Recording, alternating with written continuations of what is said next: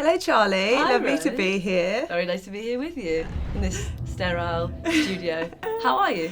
I'm really good. I'm a little bit nervous, actually. I didn't think I would be nervous, and I am. Are you? Okay. Yeah. Don't But be in nervous. a good way. I've been you for the past 15 hours or whatever, and my voice is so different to yours. I hope it doesn't put anyone off, because Your voice is so much nicer than mine. I think that's the Disagree. thing. No, come on. No one wants to listen to 15 hours of like monotone black country. I do. Okay. One of the things that was the hardest about recording the book was the amount of times I would have to stop or be stopped because I was either laughing, because it's really funny in places, or crying because it's that you do these gut punches at the end of chapters sometimes where I would be like, sorry, I'm just sobbing. Oh, did you keep the sobs in? Just by the way, for anyone listening, yeah, I haven't heard any of it yet, so this is, and you only recorded it this week, so Yeah, it will be interesting. So we had to do sort of lots of different takes on things, and it will be interesting because there are some bits of it where I'm sure you won't be able to. You'll have to hear there's a thickness in the throat. It's testament to a fantastic book. Oh, thanks, dude. In the book, you say there aren't many kinds of OCD. There's one kind of OCD. And I've tried to be really careful in the way I speak to people about OCD to not call pure O a type of OCD. Yeah. But could you speak on that a little bit? Yeah, so OCD is essentially people get stuck in a spiral of obsession and compulsion. The more compulsions you enact, these tend to be avoidance or checking or rumination compulsions, either physical or in the mind, the more you perpetuate your obsessions. But those obsessions aren't, it doesn't really matter what the theme of the obsessions is, like that mechanism is still the same thing, and that's what defines OCD, if that makes sense. Yeah. And the reason I think that's important to state is because most people think of OCD as being about, cleanliness, or they think that it's somehow to do with scrubbing worktops. And that's not really it at all. It's just what's going on is when someone's scrubbing a worktop is they're enacting some kind of compulsion because they're fearful that something might be true or something bad might happen. And the same thing is going on with so-called pure O. It's just that it seems purely obsessional because you can't see the compulsive behaviour, you can't see the scrubbing, but it's still going on. It's just people are like doing that equivalent in their minds, like they're soul searching, or they're thinking about their memories, like did I do X, Y, Z, or they're like counting. I don't know if that was it. Made any sense? No, it does. It makes complete sense, and it's something that you talk about in the book too, specifically with the surface cleaning. And I don't think it properly hit me until you just said it now. The idea of like the physical manifestation, what that looks like internally, and the surface scrubbing that's going on in the brain. If you can't see somebody doing it, then it's obviously, I suppose, much harder to say, oh, that person needs help or that person has something going on with them. But obviously, if you see someone who has to lock their door however many times, it's much easier to say, okay, well, that might be this. Yeah. The book is I remember when I read it the first time, there are lots of moments in the book where I think I was about to say you as a character, which feels like mad wording because you're a real person in front of me, but in the book that you present situations that are, for a lot of people, when I was first reading it, I was like, well, that's utterly mad that happened, or that's horrifying that you had to go through that. And the frustration that comes out in the book is always not undermined, but there's always like a really welcome rug pull of humour, which makes it really relatable. Even if you don't know anything about pure O, which I didn't know anything about when I first read the book. But why do you think you used humour the way you used it? I mean, it wasn't a conscious decision, and I think part of the reason why I wanted to paint such a vivid picture of where I came from is because the humour comes from the same place. Like, you know, there wasn't a lot of money around, sort of growing up in a kind of fairly ramshackle house with a big, like, ramshackle family. You know, it's sort of there's a kind of a grit and a gallows humour that comes with that kind of life. And my parents have a wonderful collection of eccentric friends, and you sort of just get an ear for it as you're growing up in, you know, essentially the chaos of a big family where everyone's trying to do their best but resources are limited. Like everyone's cracking jokes all the time or beating on each other, or, you know, you have to laugh because otherwise you'd cry. Like that's just part of who I am. And because where intrusive thoughts about sex are concerned, there is just something intrinsically funny about like ball sacks and saggy tits. And there's so much really funny language around it. You talk brilliantly, sometimes hilariously, about the therapists that you saw, which actually makes it all the more harrowing, because I'm sitting there being like, oh my god, this is such a good character, and then I'm like, she sat there and was told this. Have you had any of those therapists read the book or talk to you subsequently about your experience? No. Well, they're not my therapists, like other people's therapists. I get therapists reach out to me all the time and say, I put your book in the hands of my clients all the time. Wow. And use it as a therapeutic tool, which is absolutely amazing. I'm not sure that many of the therapists that I personally feature in the book would want to maintain contact with me. Because, you know, I was angry about the way that I was treated. And I think a lot of that comes out in the book. Yeah. And I was angry that it took me so long to get to a diagnosis and to get to treatment. But actually, I think everyone was just doing their best and coming at my problem from their own discipline and their own training. And the problem is in the lack of awareness and the lack of training, I think, rather than in those people themselves. Could you explain what it's like to have an intrusive thought? What a thought looks like is so subjective, and what your thoughts look like, nobody can ever know what those thoughts look like. That's what's so scary about them, but so precious and private about them as well. I mean, no metaphor I've ever been able to use can really come close to what it's like to have intrusive thoughts. You know, you hear people talk about it being like a kind of screensaver that's just like over your whole day. Wow, okay. But it's difficult because when you try and render an intrusive thought on the page or in the TV show, like it takes on almost like a literal or like a hallucinogenic quality. But of course, that's not what thoughts are like, because sure. I don't even know how to describe what a thought is like, because it's invisible, it's in your consciousness, but you can see it at the same time. But it's more like a kind of a felt sense in your body. It's more that's the more tangible thing. It's like that doom feeling again, and then that visual that's just lurking. I know for a fact, because of all the people that reach out to you and subsequently the people that reach out to me and other members of the cast, that there are so many people who have been deeply moved and freed by the book and the TV show. So I know, because we've spoken about it before, that people reach out to you. Like, how's that make you feel? Like, what do they say to you? There's been people who have said, I didn't know anything about the show. I didn't know anything about OCD. I didn't know anything about the nuances of OCD.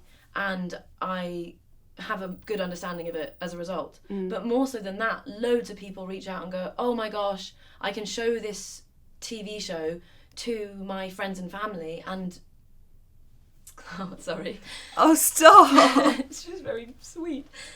It's opened so many people's lives to the possibility of living comfortably with something and not thinking of themselves as a freak or as a pervert or as there's something wrong with them. I think that, and so many people have said, like, have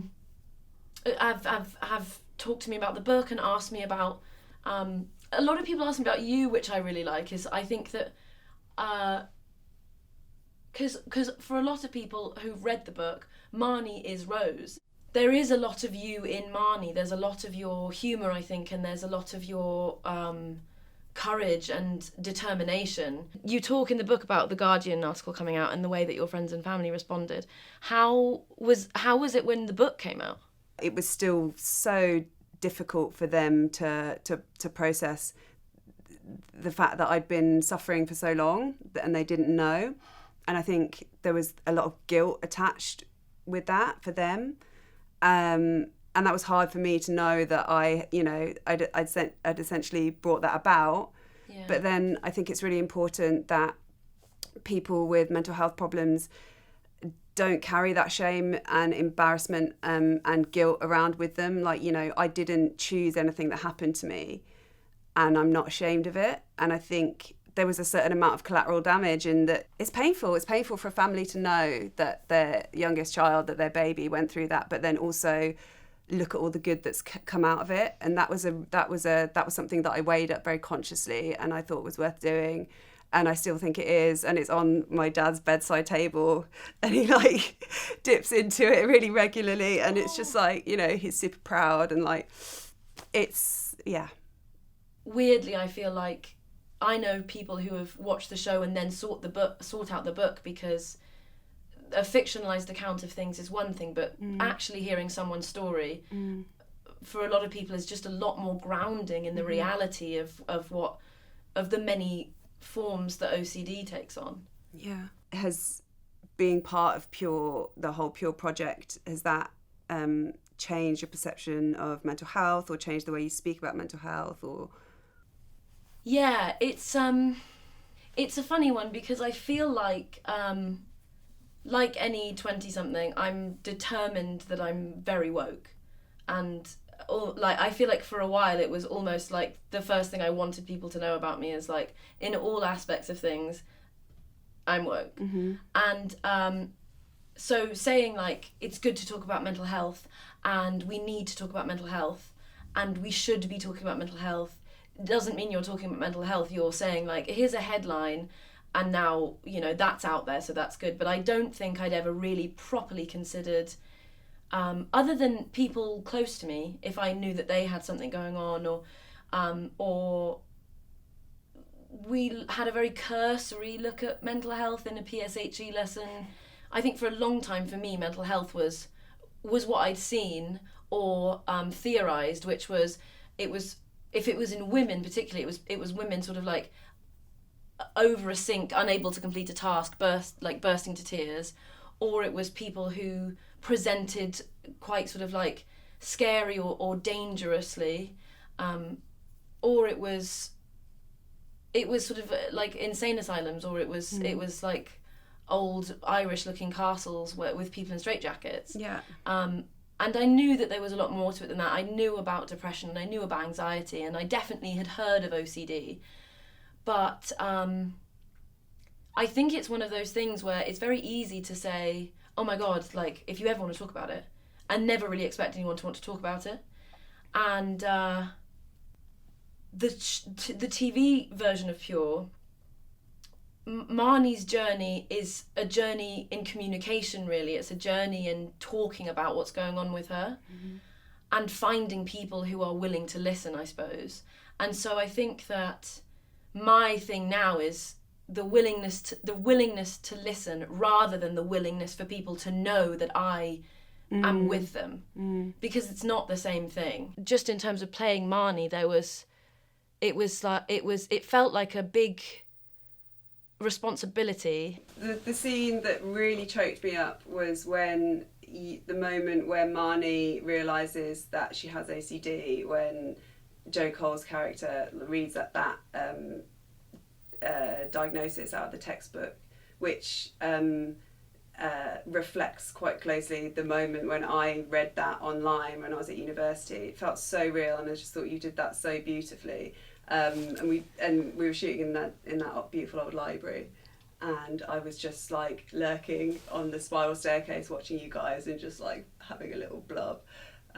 Yeah, it was really powerful, and they use that in the trailer a lot, and it's like so cool to have like literally the diagnosis of OCD used as a dramatic moment in a trailer that like hundreds of thousands of eyes have been on. It was just like, good job. I wanted to pick up on, you said earlier how you know, that being part of Pure sort of changed perhaps the way you thought and spoke about mental health problems, but actually I think you have just an intuitive wisdom and an emotional intelligence, and I don't believe that you ever, oh my God, ever would have, you know, got this stuff wrong. Because thank you. Like, I remember when I first met you, and you said that I was asking you, you know, what it's like to play a character that's based on me, and you said something really specific, which I always remember, and that was in 2016. Yeah. And 2016, yeah. I still remember it because I was like, fuck, that's really good. And I was like, she's amazing. I'm so glad she's on board, because you were like, it's like playing a superhero, because there's this one thing about her. She's got this superpower that's special to only her. And no one else knows about it, but that's what makes her amazing. And I had never thought about my OCD like that. And I was like, fuck, like, just like that, that was just a real shift for me, and like you helped me do that, and it was just like, it was lovely. It was just like that's where I am today in my life, where I actually think of my OCD as being something kind of fucking special about me, rather than a disease. And you were part of that shift, and that fit your... Oh wow. Oh God. This is just women crying. It's just women crying for an hour. But yeah, no, like your gift that you brought to that role, like, really helped me. So thank you. Oh my gosh, thank you. That means the world. And I also really wanted to ask you about Made of Millions, the charity that you co-founded. Yeah. So Made of Millions is a mental health non-profit based out of New York, and it came about because Pure was read by this guy called Aaron in New York, who I didn't know at the time, and he had been experiencing violent and sexually intrusive thoughts for like 20 years and keeping them secret. And he used my Guardian article as a way to tell his parents like what he'd been experiencing that whole time. And he read the article out loud, verbatim, word for word, and was like, look, Mom and Dad, this is me. And then that for him was the start of like a journey of him trying to figure out not only like how he could sort his mental health out, but how he could use his resources to just like give back to the community and create a movement in OCD and more broadly in mental health. And he is the founder of a creative agency in New York. So he's actually very talented and very connected. And he reached out to me and was like, look, you don't know me, but I'm a weird guy off the internet. I have intrusive thoughts about violence and sex, which has happened a lot, but he actually had a good reason. And he was like, look, your book meant this to me, and do you want to like try and do some stuff together? And he flew over to London and we had a conversation. And we were like, yeah, let's fucking do it.